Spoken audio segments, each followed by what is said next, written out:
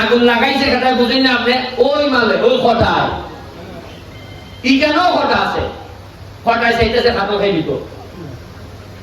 তাহলে আমি আপনারা এমপি হিসাবে আমার সোনারঘাট মাধবপুরে আমি আপনাদেরকে আহ্বান জানাই, শান্তিপূর্ণ আন্দোলনে আপনারা প্রতিবাদ করেন, আমরা আপনাদের সাথে আছি। তবে আল্লাহর ওয়াস্তে আমাদেরকে কোনো বদনামের ভাগিদার করেন না। এইভাবে ভাঙাভাঙি কোনোদিনই কোনো ভালো এবং শান্তি আনতে পারে না। আমি এখানে আমাদের মাননীয় উপজেলা চেয়ারম্যান, আমার অত্যন্ত পছন্দের একজন মানুষ, মানে আমার কপাল যে এইরকম একটা উপজেলা চেয়ারম্যানের সাথে আমি কাজ করে যেতে পারতেছি।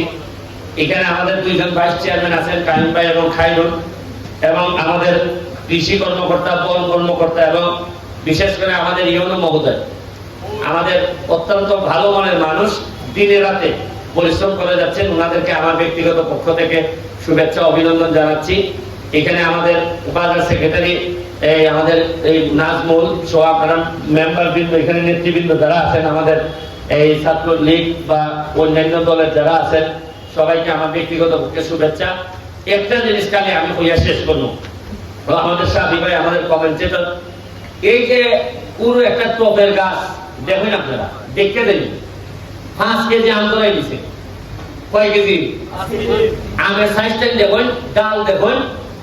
এর মানে যত্ন করলে, গাছের কোয়ালিটি ভালো হইলে, মাটি পুরা বড় মাটি লাগে না, আপনার টবের মধ্যে আপনি এই 5 কেজি আম ধরানো যায়। খালি আজকের মেলাটা এই বক্তব্য তো সারাদিন হয়ে হই, খালি যাইবার সময় একটু বুঝে দেখতে যাই হই যে এই কিভাবে মানছে ছোট ছোট জায়গার মধ্যে এই আমটা আপনি মিনিমাম এই 70-80 টাকা বেচতে পারবা। দেখতে যাই না আপনারা?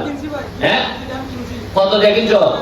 হ্যাঁ, 6,000 টাকা দুইটা সারা সারা আমসহ দেখছেন নি? 6,000 টাকা দিয়া সে কিনছে। টেকা আপনারা বড় করেন, টেকা বুঝি মনে হয় এই মাটি না আঘাতলে মনে হয় টেকা মিলে না, আর ঘুষ না খাইলে মনে হয় টেকা মিলে না। যোগ্যতা থাকলে টেকা যে প্রত্যেকে আইব আপনি চিন্তাও করতে পারতেন না, আপনি চিন্তাও করতে পারতেন না যে টেকা প্রত্যেক রুজি করেন যায়। যদি খালি ঘাম পালানো আর বুদ্ধিটা যদি ঠিক থাকে, আর মন থেকে কুমন্ত্রণা, এই কুবুদ্ধিটা দূর করতে পারলে আপনি মনে হল্লা অনেক আগাইলো। এখানে সাংবাদিক বৃন্দ যারা আছেন তাদেরকে আমি ধন্যবাদ জানাই। জাহাঙ্গীর ভাই ছিল, চলে গেছে মনে জানি না, হ্যাঁ। আর এখানে যারা আয়োজন করছেন সবাইকে ধন্যবাদ জানাইয়া, আর হইল গে এই পর্যন্ত আমি খালি আম গাছ আমার ব্যক্তিগত টাকা থেকে প্রায় 65,000 অলরেডি আইছে। কত হাজার আইছে?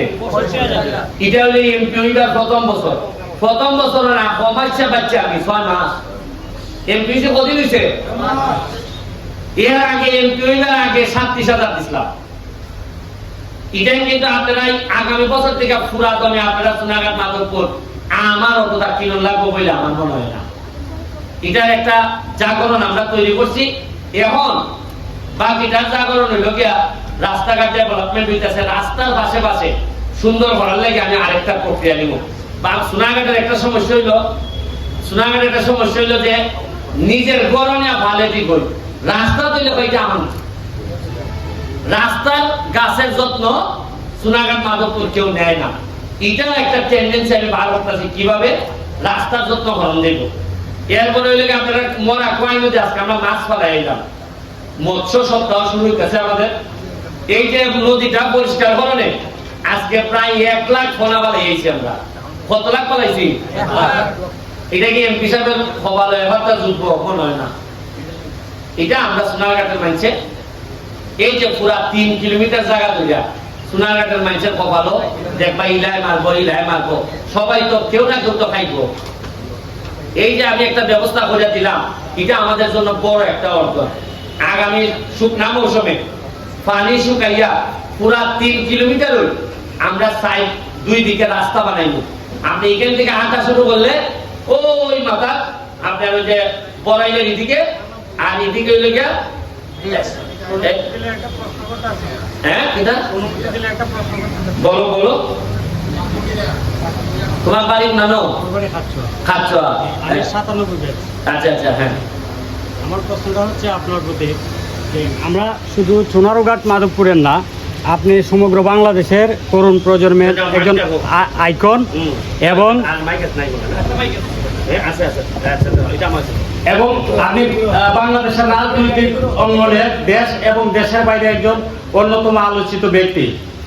ইদানিং এই যে চলমান কোটা সংস্কার আন্দোলনে নিয়ে কিছু ইয়াং জেনারেশন আপনার সম্পর্কে কোমলমতি এই যে ছোট ছোট শিক্ষার্থীর মন থেকে আপনাকে মুছে ফেলে দিচ্ছে। তো তাদের উদ্দেশ্যে আমি চাইব আর কি আপনি কিছু একটা বলবেন, কারণ আমরা জানি যে আপনি বাংলাদেশের আইকন এবং আপনার মতো এমপি বাংলাদেশের দ্বিতীয় জন হয় না, এটা দেশের প্রায় 90% যুবক মনে করে। তাদের উদ্দেশ্যে যদি কিছু বলতেন। এটা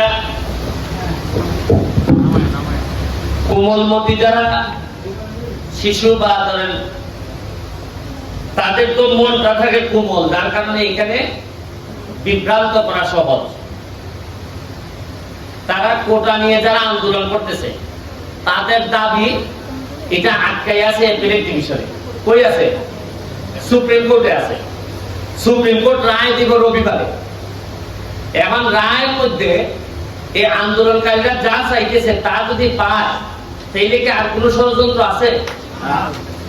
আমি আমার স্পষ্ট বক্তব্য যে জায়গালে আপনার সাথে মার আমার কোর্টের আইন রবিবারে যে জায়গা আপনার না আমার। এখন কোন মুরব্বী যদি হয় যে বাইরে রবিবারে তোমরা সমাধান হওয়ার আগ পর্যন্ত তোমরা লাগালাগি করো না, এটা কি কোনো ভুল কথা হইব?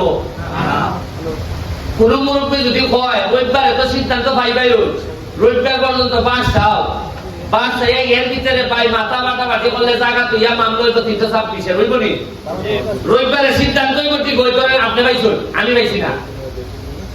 কিন্তু এর আগে যে মারামারি করলা এর আগের মামলা কোন হইব? মারামারি হইব না নি? এবারে পানি পাইলা জায়গা পাইলা ঠিক হই, কিন্তু শুক্র শনিবারে দেখাই যেটা লাগলায় এটা আমি কইছি। অনেকে চাইতেছে যে একটা অশান্তি তৈরি হইতো দেশ, একটা শান্তি ভঙ্গ করতো, কারণ গুলামানি করতো, কইরা এটারে খামো লাগাইতো। এখন আমি এমপি হিসাবে আমার এলাকা বা কোন জায়গার মধ্যে শান্তি নষ্ট এটাকে আমি ফারি এলাকা করতাম। ধরেন আমার বদনাম হইব, হ্যাঁ তুমি তার মাথা ফেলে ধরেন আপনার অমুকে এই 2 লাইন নাজমুলারে 2 লাইন কিলাকিলি লাগছে, আমি এমপি এলাকা আমি বুঝতেছি আমি যদি এলাকা 2 লাইন মধ্যখানে যাই একটা কিলা আমার উপরে করতে পারে, আর এত আমার দেখতে পারতেছে না 2 লাইন কিলাকিলি লাগছে, তখন আমি করবো কি তার 2 লাইনে বাঁচাইবার লেগিয়া